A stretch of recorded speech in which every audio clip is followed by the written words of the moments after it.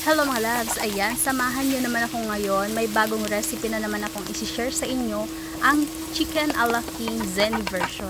Ito nga pala ay nag-stay dito ng bawang at sibuyas. Antayin natin mag golden brown, pagkatapos ay ilalagay natin dito yung parte ng manok na gagamitin natin, which is pichu.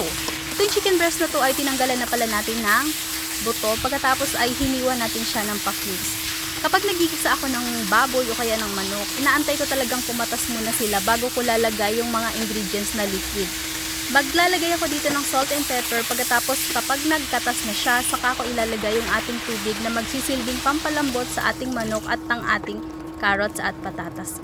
Kapag kumulo na siya, ay ilalagay na natin dito yung ating carrots at patatas, antayin nating lumambot at syempre sakto yan na maglelesin na yung ating sabaw.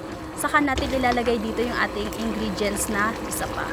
Maglalagay tayo dito ng cream. Ito yung ating mas makakapagbigay ng masarap na lasa dito sa ating niluluto. Mas creamy na siya, mas manamis-namis dahil nga yung carrots natin ay fresh na fresh. Kaya yung lasa ng ating sabaw ay manamis-namis. Dagdagan pa nitong cream na to, panalo. Ayan ang mga loves, naglagay din ako dito ng bell pepper. Ang ginamit kong bell pepper dito ay hinog para maganda siyang tingnan, mas makulay, at syempre mas malasa. Iba rin yung amoy niya, mabango, kasi nga dagdag din ng aroma yung ating bell pepper. Ayan ang mga loves, antayin natin kumulo. Ayan mga loves, kapag kumulo na, ready na ang ating ulam. Enjoy mga loves!